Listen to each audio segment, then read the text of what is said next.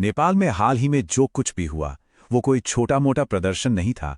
वो एक सियासी भूचाल था जिसने पूरे देश की नींव हिलाकर रख दी। सोचिए, कुछ ही दिनों के अंदर एक चुनी हुई सरकार गिर गई और सड़कों पर देश की जेनजी ने कब्जा कर लिया। तो आज हम इसी पूरी कहानी की एक एक परत को खोलेंगे और समझेंगे कि ये सब आखिर हुआ कैसे।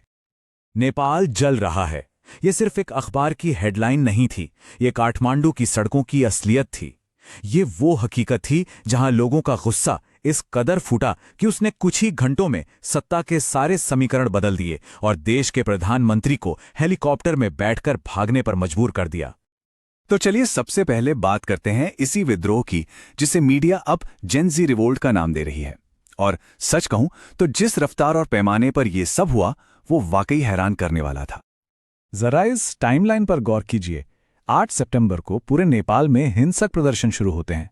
उसके ठीक अगले ही दिन देश की संसद और राष्ट्रपति भवन को आग के हवाले कर दिया जाता है और इसके कुछ ही घंटों के अंदर प्रधानमंत्री केपी शर्मा ओली इस्तीफा देते हैं और देश छोड़कर भाग जाते हैं।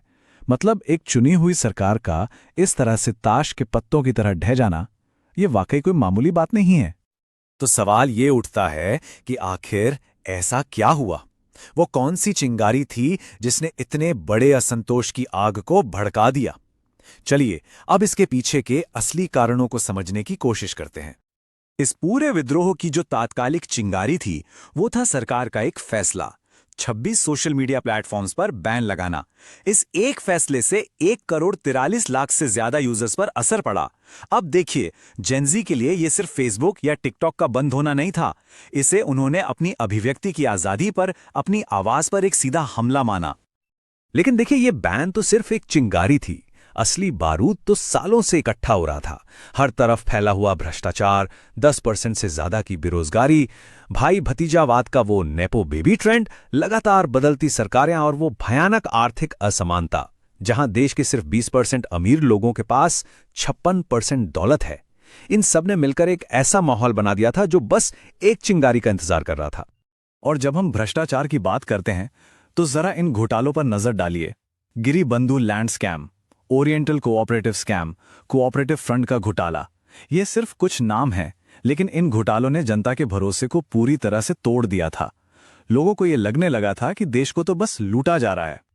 और इस पूरी राजनीतिक उथल-पुथल को समझने के लिए बस एक नंबर ही काफी है, 3। जी हां, पिछले सिर्फ 5 सालों में नेपाल ने 3 प्रधानमंत्री देखे। आप ही सोचिए, जब सरकारें ही कुछ महीनों में बदल रही हों तो देश के लिए कोई ठोस नीति कैसे बनेगी और विकास कैसे होगा? लेकिन ठहरिए, ये कहानी सिर्फ नेपाल के अंदरूनी राजनीति तक ही सीमित नहीं है। इसमें एक और बहुत बड़ा एंगल है, एक जियोपॉलिटिकल एंगल, जिसमें चीन, अमेरिका और भारत तीनों के हित जुड़े हुए हैं। तो देखिए, हो क्या रहा था।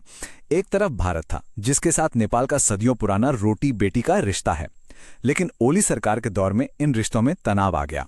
और वहीं दूसरी तरफ ओली सरकार का झुकाव चीन की तरफ बहुत तेजी से बढ़ने लगा था, इतना कि लिपुलेख जैसे सीमा विवाद खड़े हो गए और नेपाल के नए नक्शे वाले नोट भी चीन की मिलों में छापे जाने लगे। अब जिस रफ्तार और जिस संगठन के साथ ये पूरा विद्रोह फैला, उसे देखकर कई एक्सपर्ट्स एक बहुत बड़ा सवाल उठा रहे हैं। सवाल ये है कि क्या इसके पीछे कोई विदेशी हाथ भी था? देखिए, कुछ रिपोर्ट्स में बहुत गंभीर आरोप लगाए गए हैं। कहा जा रहा है कि ये पूरा विद्रोह एक कलर रेवोल्यूशन की जानी पहचानी स्क्रिप्ट पर चला है और इसके पीछे शायद अमेरिका का समर्थन था। यहां हम ये साफ कर दें कि हम सिर्फ उन रिपोर्ट्स की जानकारी दे रहे हैं जो पब्लिक डोमेन में हैं। हम किसी दावे की पुष्टि नहीं कर रहे हैं। इन रिपोर्ट्स के मुताबिक 2020 से लेकर अब तक लगभग $900 मिलियन यानी करीब 7,500 करोड़ रुपए की अमेरिकी फंडिंग नेपाल में आई है। और ये पैसा यूएसएआईडी और एनडीआई जैसी संस्थाओं के जरिए मीडिया, युवाओं की ट्रेनिंग और लोकतांत्रिक प्रक्रियाओं को मजबूत करने जैसे प्रोग्राम्स पर खर्च हुआ। तो आलोचकों का मानना है कि ये एक तरह की प्लेबुक है। पहले एनजीओ के जरिए सिविल सोसाइटी को फंड करो, फिर युवा एक्टिविस्ट्स के लिए ट्रेनिंग प्रोग्राम चलाओ, मीडिया और सर्वे के जरिए एक खास नैरेटिव बनाओ, और फिर जैसे ही कोई सही राजनीतिक मौका मिले अपने तैयार किए हुए नेटवर्क्स को एक्टिवेट कर दो। अच्छा, एक तरफ अमेरिका पर सवाल उठ रहे थे तो दूसरी तरफ नेपाल के पड़ोसी चीन की खामोशी भी बहुत कुछ कह रही थी। सवाल यह है कि चीन को इस पूरी घटना पर एक बयान जारी करने में 48 घंटे क्यों लग गए? चीन की जो प्रतिक्रिया आई वो बहुत ही सोची समझी और नपी तुली थी। उसने काफी देर बाद एक बयान जारी किया और नेपाली पार्टियों से कहा कि वे अपने मुद्दे खुद सुलझाएं। साथ ही उसने अपने नागरिकों और नेपाल में अपने बड़े निवेशों को लेकर चिंता भी जताई। इससे साफ लग रहा था कि बीजिंग अपने सहयोगी ओली सरकार के इस तरह गिरने से हैरान था और सीधे सीधे दखल देने से बच रहा था। तो अब जब पुरानी व्यवस्था ढह चुकी है और सड़कों पर उठा तूफान थोड़ा शांत हुआ है, तो सबसे बड़ा सवाल यही है कि अब नेपाल का भविष्य क्या है, आगे क्या होगा। तो अभी के लिए जो पहला कदम उठाया गया है वो है देश को स्थिर करने का। इसके लिए पूर्व चीफ जस्टिस सुशीला कार्की के नेतृत्व में एक अंतरिम सरकार बनाई गई है और इस सरकार का सबसे पहला और सबसे बड़ा काम होगा देश को नए चुनावों के लिए तैयार करना। पूरी दुनिया भी इस पर नजर बनाए हुए है। भारत ने इस पर गहरी चिंता जताई है, एक ट्रैवल एडवाइजरी भी जारी की है और नेपाल को फिर से खड़ा करने में मदद की पेशकश भी की है। वहीं चीन, जैसा कि हमने देखा, अपने निवेश को लेकर फिक्रमंद है और ज्यादा दखलंदाजी न करने वाला बयान दे रहा है। और आखिर में ये कहानी हमें एक बहुत बड़े और मुश्किल सवाल पर लाकर छोड़ देती है।